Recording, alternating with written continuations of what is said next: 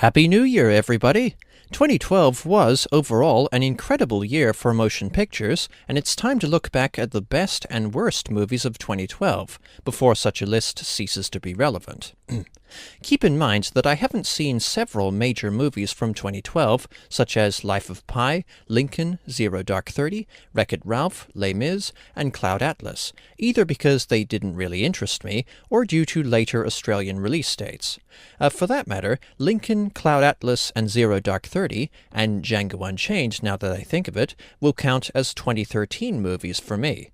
Still, I saw more movies in 2012 in the cinema than in any other year, 25, and I think I've seen a wide enough range of movies, mainstream, art house, and foreign, and enough of the big event movies to give you a decently informed recap of the best and worst movies of 2012. First off, I should get the honorable mentions out of the way, movies that aren't good enough for the top 10, but aren't bad enough for the bottom 10. The Avengers and The Dark Knight Rises. The former is tremendous fun, with thrilling action scenes, but it also has a well-written screenplay and fun character interactions. I loved The Avengers. There were just 10 movies that I happened to enjoy more or thought were better. As for the latter, it's exciting, well-acted, and engaging, but the plot just falls apart when you think about it.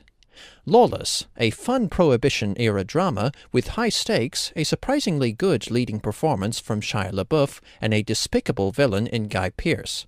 Chronicle, the most consistently well-made superhero movie of the year, this is a very engrossing and humanly plausible depiction of how high schoolers, and particularly a bullied outcast, might use superpowers. The action climax also left my jaw hanging open in amazement at the creative carnage and sheer emotional intensity. It was originally in my top 5, but the fact that it's no longer in my top 10 doesn't change the fact that it's a great movie. The Master. I'm sorry, but this film earns my award for the most disappointing movie of the year. I loved Paul Thomas Anderson's previous film, There Will Be Blood, but The Master is a thoroughly underwhelming and inferior movie to me. The plot moves in fits and starts and doesn't progress much, and Freddie Quell is, not, to me, all that interesting, and this is a major flaw for a character study. I still liked it, as the acting and cinematography are fantastic. Lancaster Dodd and his movement The Cause, with the clear parallels to L. Ron Hubbard and the Church of Scientology, are fascinating, and the first act packs a strong emotional punch, but The Master may have ended up in my bottom 10 if I had seen fewer movies last year. And now we move on to the top 10 movies of 2012, starting with number 10, Abraham Lincoln Vampire Hunter. You may scoff, but I really enjoyed this historical action satire. The action is cool, well choreographed, and enjoyably over the top. The performances are very strong, especially from the guy playing Lincoln. I'm afraid I don't remember his name off the top of my head. And the film is quite respectful to Lincoln's legacy as a liberator. I also like how the film plays itself straight so that the humor of Abraham Lincoln killing vampires speaks for itself, which is how effective satire works. Number 9. Dredd. Great characters, a well-written female main character alongside Dredd, heavy tension, interesting ideas, a sinister villain, and awesomely visceral, beautiful action. Number 8. The Raid Redemption. One of the best action movies I have ever seen, this also generates some of the most powerful mood and atmosphere I've ever seen in a movie. You could almost call it a horror movie, as it combines a dark, oppressive tone with humanity at its most depraved and savage, and martial arts scenes of astonishing brutality and gut-wrenching realism. Fast-paced and kick-ass from start to finish. Number 7. The Grey. This film has another gruff, badass turn from Liam Neeson, a cast of fleshed-out, dynamic characters who you grow attached to, and high suspense from the wolves stalking them. It's also intelligent and philosophical without beating you over the head with its themes.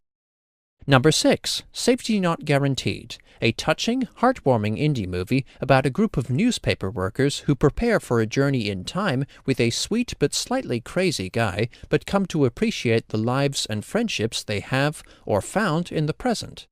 Number 5. Ruby Sparks. This movie really resonated with me as a writer, and it can be best described as Andrei Tarkovsky's Solaris remade as an extremely clever and superbly acted and written romantic comedy. The film deals with issues of creativity, obsession, insecurity, realistic characters, and the responsibility of a writer to his or her stories, and illustrates how real to us our written works can become, as Calvin's dream girl is written down and then manifested into reality.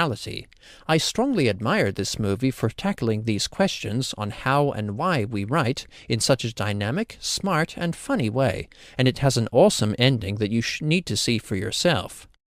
Number 4. The Hobbit. I had a blast with The Hobbit. Martin Freeman is wonderfully awkward and endearing as Bilbo Baggins. The dwarves he travels with are a quirky menagerie. Thorin is an inspiring hero figure. The film looks stunning, despite some iffy CGI. The action is incredibly fun and exciting, and, unlike many other people, I didn't think that the film was bloated or overlong.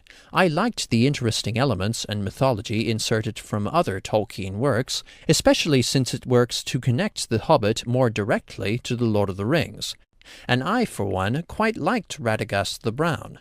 My only major problem with The Hobbit is ultimately with the source novel, as Gandalf is basically one big deus ex machina.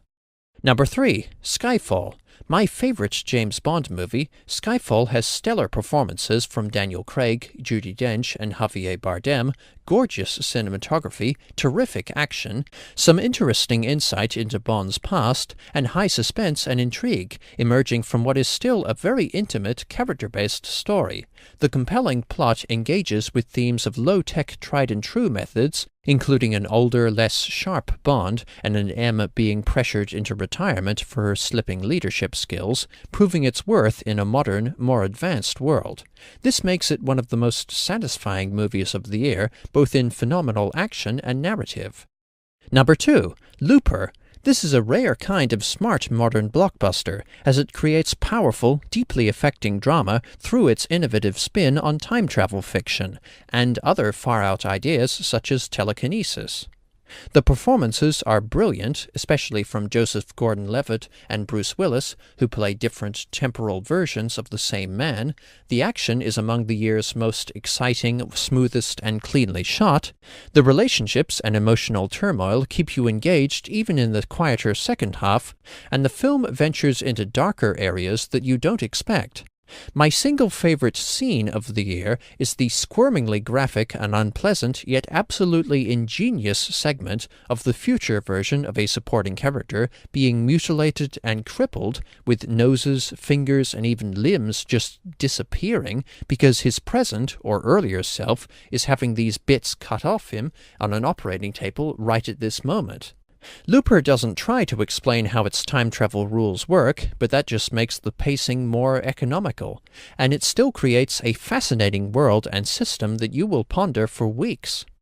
Like the similarly brainy Joseph Gordon-Levitt featuring movie Inception in 2010, Looper was my favorite movie of 2012 for months. That is, until it was overtaken by Number 1. Argo. Congratulations to Argo for winning Best Picture, Drama, and Best Director at the Golden Globes. It more than deserves these honors. Argo, set during the Iran hostage crisis of 1979 through 1980, and based on the true story of a bold CIA plan to smuggle U.S. embassy workers out of Iran by disguising them as Canadian filmmakers on a location scout for a sci-fi movie, is f***ing amazing. The performances are impeccable. The period detail is near flawless. John Goodman and Alan Arkin play delightful characters in the filmmaking industry. Ben Affleck is an incredibly talented director. The dramatic tension is phenomenal for the entire film, and I can't overstate that. Argo is almost perfect.